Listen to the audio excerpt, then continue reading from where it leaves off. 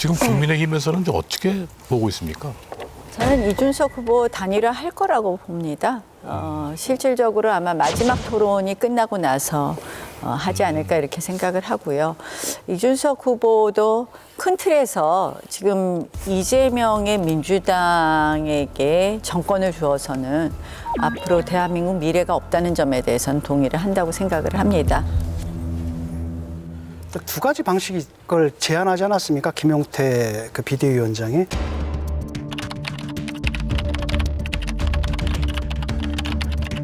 이른바 아름다운 단일화, 이거는 그냥 조용히 아름답게 물러나라는 얘기잖아요. 그래서 공동정부를 그 대안으로 제시한 거고, 두 번째는 하나는 이제 이준석 후보가 받을 만한 건 뭐냐면 정말로 이준석 후보가 이길 수도 있을 그런 여론조사라든지 이런 대결, 그런 기회를 주는 것.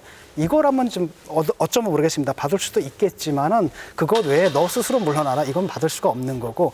그다음에 그때조차도 뭐가 돼야 되냐, 사실 당대당 합당한다는 약속 하에서 결국은 하자, 한번 겨루고 나와서 어차피 뭐가 되는 겁니까? 대선 끝난 다음에 우리가 하나가 돼야 되지 않겠느냐. 그런 큰 그림 하에서 정정당당하게 겨뤄가지고 이길 수도 있는 기회를 갖다 우리가 주겠다. 이럴 때에만 응할까 말까 생각하지 않을까 싶어요. 지금 말씀하신 거는 100% 완전 경선제 맞습니다. 그렇죠. 그러니까 일반 쉽게 말하면 역선택 방지 이런 것 없이 깔끔하게 그냥 국민 여론으로 가자라고 한다면 혹시 모르죠.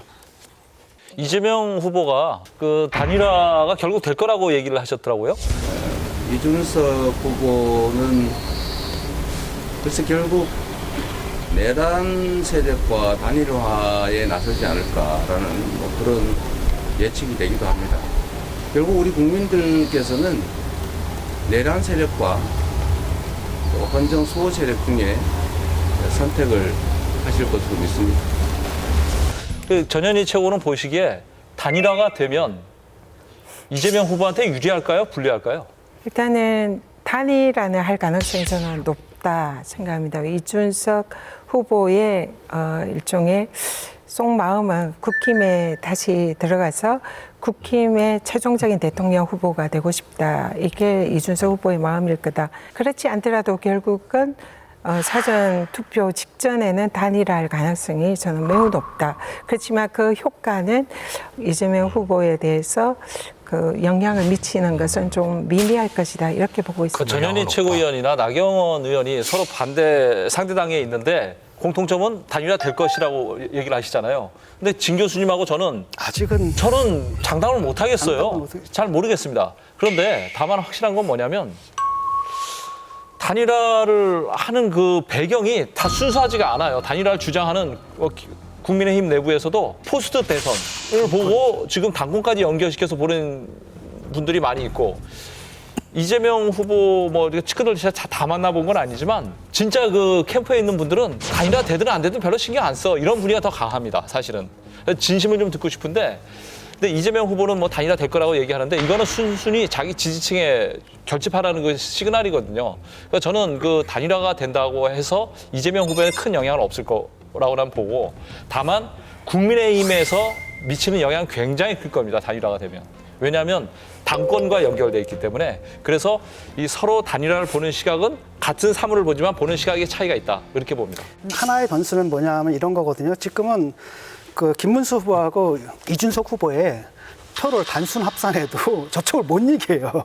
그런데 만약에 이게 점점 올라가가지고 합산이 저쪽을 이기게 된다라고 하면 그때는 사실 단일화에 대해서 국민들도 많은 관심을 갖게 되고, 그 표가 어디로 갈지는 모르겠지만은 그래도 뭐랄까 관심이 고조되고, 그 다음에 그 단일화 효과는 분명히 어느 정도 있을 거고, 그러면 민주당한테 어느 정도 위협이 될 것 같긴 해요. 합하면 이기는 것도 있기는 합니다. 결국은 여론조사가 앞으로 어떻게 되느냐에 따라서 이준석 후보의 선택이 좀 달라질 수는 있지만, 저는 여론조사의 추세가 지금 이제 이번 주는 김문수 후보도 오르고 이준석 후보도 올랐지만, 저는 차츰 이준석 후보에 대한 이 지지율은 좀 빠질 거라고 생각을 합니다. 일종의 이 사표 심리가 좀 있을 것 같고요. 그렇다 보면은 이준석 후보의 지지율이 좀 빠지고, 실질적으로 본인 표를, 사실은 그 표가 다 100% 오는 거 아닌 거는 저도 알지만, 일단 단순 합산했을 때 우리가 이길 수 있다, 이런 수치가 나오면 본인으로서는 좀 부담감을 나경원 갖게 된다. 의원님이 선거의 이렇게 베테랑이신데 이상하게 판세를 보고 계시네. 이준석 후보는요 지지율 빠지지 않을 겁니다. 그건 그럴까요? 오판하시는 거예요. 아니, 제가 이미 한 달 전에 이준석 후보가 나오면 지금 여론조사 나오는 것보다 훨씬 더 많이 나올 거다라는 얘기를 드린 적이 있거든요. 그때만 해도 3%, 5, 6%였는데 지금 두 자릿수 지지율까지 나오거든요.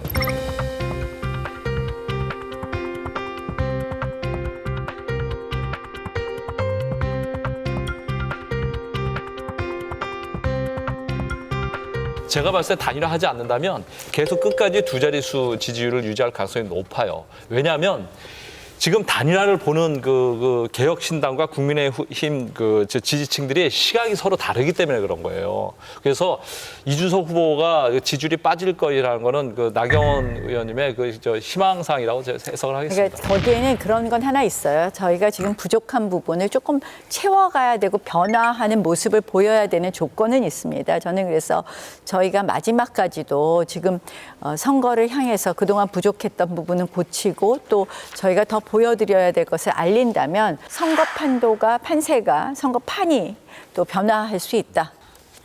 네. 방금 전 나 의원님께서 그 이준석 후보 지지율이 빠질 것이라고 이렇게 전망하셨는데, 하지만 그 박근혜 전 대통령 탄핵 당시인 19대 대선을 보게 되면요, 홍준표 당시 후보가 24%, 안철수 후보가 21%, 유승민 6% 득표율이 이렇게 나왔습니다. 그 지지자들은 끝까지 소신 투표를 한다 이렇게 볼 수 있지 않습니까? 그 안철수 후보는 조금 그 당시에 그 자리매김이 굉장히 다른 자리매김이었고요. 이준석 후보하고는 좀 다른 자리매김이었고, 이준석 후보는 저 표에서 유승민 후보를 대치한 곳이 그 자리매김 아닌가 이렇게 생각을 하고 있습니다. 그래서 저희는 이제 조심스럽게 이 초기에 이제 이준석 후보로 갔던 표가 결국은 누가 막을 수 있느냐 하면 이렇게 뭉치지 않을까. 특히 이제 최근에 민주당이 굉장히 뭐 여러 가지 행보가 조금 많은 국민들을 불안하게 하는 것이 있기 때문에 그러한 부분에 대한 국민의 마음이 뭉쳐질 거다 이렇게 생각을 하고요. 이준석 후보와의 단일화뿐만 아니라 지금 사실은 그 이재명의 민주당에 반대한 그동안에 민주당에 계셨던 이낙연 전 총리께서도 총리께서 고문으로 계신 새미래민주당도 최근에 굉장히 저희와 많은 소통을 하고 있습니다. 그래서 새미래민주당도 저희와 함께할 수 있다고 생각을 합니다. 거기에 핵심적인 가치는 결국 대한민국의 이 헌법 질서가 파괴되는 것은 그대로 묵과할 수 없다라는 부분이 있지 않을까 이렇게 생각을 합니다. 이낙연 전 대표는 아직 확실한 입장을 보이지는 않고 있는 것 같습니다. 그래서 아직 합류는 하지 않은 걸로 알고 있고요. 근데 사실은 국민의힘에서 더 신경을 써야 되는 거는 기존에 김문수 후보랑 경쟁을 했던 대선 후보들이 아닌가 싶습니다. 지금 홍준표 전 후보도 사실상 캠프에 합류하는 것을 거부를 했고, 한덕수 전 후보도 사실상 지금 합류하지 않고 있습니다. 한동훈 후보의 경우에도 지금 하는 행보가 김문수 후보 대선 선거라기보다는 차기 당권을 위한 행보로서 선거운동을 그것도 독자적으로 캠프와 상관없이 하고 있거든요. 그러니까 사실은 이런 외부에 있는 사람들을 신경 쓰기 전에 자신의 당에서 경쟁하던 후보를 먼저 껴안고 그분들과 원팀이 되는 것이 더 우선돼야 하지 않나 이렇게 생각을 합니다. 근데 지금 문제는 이제 시간이 얼마 없잖아요. 사실상 뭐 단일화 마지노 라인은 오늘까지죠. 토요일은 오늘까지인데 그 내일부터 이제 그 투표용지 인사 시작되니까. 그런데 거기에 너무 연연할 필요 없어요. 단일화는 그 직전 전날까지도 가능합니다. 그 윤석열 후보하고 안철수 후보하고 지난 대선 때 그 단일화도 제가 알기로는 6일 전인가 그 TV 토론 끝나고 바로 된 걸로. 사전 투표 직전에 아마 직전에 한 걸로 알고 있거든요. 그러니까 이번에도 TV 토론이 다음 주 화요일 날 있고 목요일부터 사전 투표가 시작되니까 아마 수요일쯤 되면 될 것이다라고 얘기 나오는데, 문제는 뭐냐면 되려면 빨리 돼야 됩니다.